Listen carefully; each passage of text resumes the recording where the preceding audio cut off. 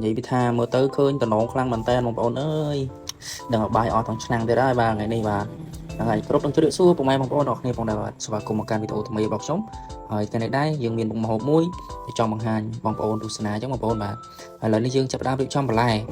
blog bao dương mình ấy tây bà miền ấy đã nằm màu mình tự sợ pin qua tập ấy năng bà đã màu bà liệp liên vì ở xa để trong máu hộp cha ôn như đây người ta mình rất lại tây bằng ôn ơi bà miền ấy đã nằm màu miền xây cái bán này đa miền ấy đã bằng ôn trôi chất ấy giống bà đã máu bà lụ trời thằng ọp quặp cho mùi trời thằng ọp trắng bằng ônហើយឥឡូវនេះយើងចាប់ផ្ដើមបាទហាន់ជាមួយនឹងសាច់3ជាន់របស់យើងថ្ងៃនេះយើងប្រើសាច់3ជាន់ចំនួនប្រហែលជាកន្លះគីឡូបងប្អូនបាទហើយត្រី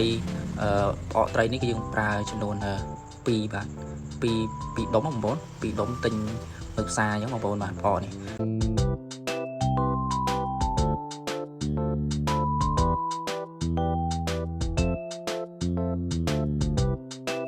ហើយបន្តមកយើងចាប់ផ្ដើមដាក់ខ្លាញ់លីងខ្ទឹមវាឲ្យឈ្ងុយអញ្ចឹងបងប្អូនបាទ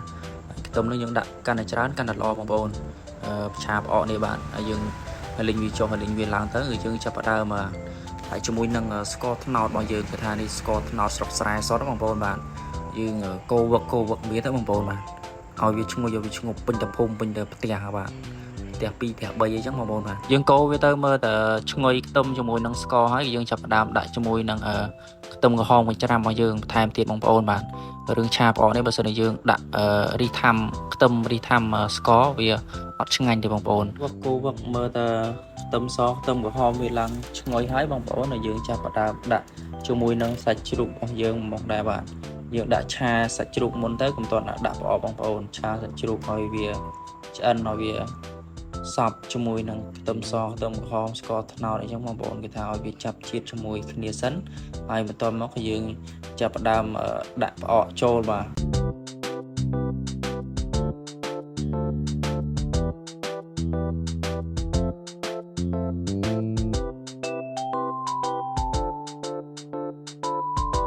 ហើយបន្ទាប់មកក៏យើងចាប់ផ្ដើមថែមជាមួយនឹងស៊ីអ៊ីវខាប់បងប្អូនបាទទឹកស៊ីអ៊ីវខាប់ទៅដើម្បីយកពណ៌វារាងក្រហមកម្ៅអញ្ចឹងតិចមើលទៅឃើញតំណងបងប្អូនហើយយើងថែមជាមួយនឹងម្សៅស៊ុបប៊ីចេងបាទយើងអត់ប្រើស្ករទេព្រោះអីយើងប្រើស្ករត្នោតច្រើនហើយបងប្អូនបាទហើយក៏យើងអត់ប្រើទឹកត្រីដែរព្រោះអីផ្អកនេះវាប្រៃហើយបងប្អូនពេលយើងប្រើទឹកត្រីទៀតខ្លាចវាប្រៃយ៉ាងនេះបងប្អូនណាបាទហើយឥឡូវនេះយើងចាប់ផ្ដើមចាក់ទឹកចូលបាទចាក់ទឹកចូលដើម្បីរងាស់ឲ្យវាដាច់ទឹកហ្នឹងទៅដើម្បីវាខំជួលជាមួយគ្នាជាមួយសាច់ជ្រូកជាមួយផ្អកអីចឹងបងប្អូនបាទហើយឥឡូវនេះមើលថារៀងដាច់ទឹកតិចៗបាទក៏មើលទៅគឺឃើញតំណងខ្លាំងមែនតើបងប្អូនបាទចូលសលេងដើរលេទឹកមាត់បដាបងប្អូនហូបហើយបាទឥឡូវមកកាត់វីដេអូចែកជូនបងប្អូនទស្សនាអញ្ចឹងបងប្អូនលេបទឹកមាត់ម្ដងទៀតចង់ធ្វើញ៉ាំម្ដងទៀតបងប្អូនឥឡូវយើងចាប់ផ្ដើមភ្លក់បាទភ្លក់ឲ្យដឹងរសជាតិមើលតើវារសជាតិប្រៃសាបផ្អែមអីត្រូវមាត់យើងនៅបាទក៏យើងថែមជាមួយនឹងម្សៅស៊ុបបន្តិចទៅបាទឲ្យវាចាប់ជាតិកាន់តែឆ្ងាញ់អញ្ចឹងមកបាទហើយយើងកូរវឹកវាទៅបងប្អូនបាទហើយយើងរងាស់វាឲ្យដាច់ទឹកនៅទឹកខាប់អីចឹងបងប្អូនបាទ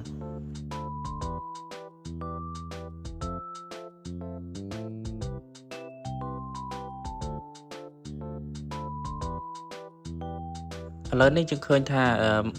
វារៀងដាច់ទឹកហើយបងប្អូនយើងចាប់ផ្ដើមថែមជាមួយនឹងខ្ទឹមសខ្ទឹមក្រហមហើយនឹងម្ទេសចឹងទៅបងប្អូន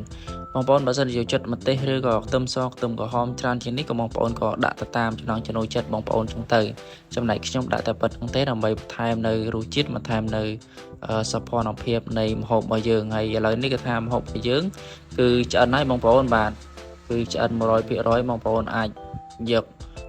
បន្លែយកមកប្រកបបានបងប្អូនអើយមើលទៅតំណងខ្លាំងមែនតើបាទដឹងថាបាយអស់ទាំងឆ្នាំងទៀតបងប្អូនអើយម្ហូបនេះបាទគឺថាប្រៃចេះហើយប្រកបជាមួយបន្លែបាយអស់មិនដឹងខ្លួនទេបងប្អូនបាទគឺថាមើលទៅតំណងខ្លាំងមែនតើបងប្អូនហើយបងប្អូនបើសិនជាពេញចិត្តកុំភ្លេចជួយចុច like និង share ឲ្យខ្ញុំម្នាក់មួយផងនិង subscribe ម្នាក់មួយផងដើម្បីជាកម្លាំងចិត្តដល់រូបខ្ញុំដើម្បីធ្វើវីដេអូបន្តទៀតចឹងបងប្អូនបាទហើយឥឡូវនេះគឺថាមើលទៅគឺឃើញតំណងខ្លាំងមែនទែនហើយខ្ញុំសូមអរគុណបងប្អូនទាំងអស់គ្នាសម្រាប់ការទស្សនាវីដេអូរបស់ខ្ញុំតាំងពីដើមរហូតដល់ចប់ជូនពរបងប្អូនទាំងអស់គ្នាសុខសប្បាយជម្រាបលា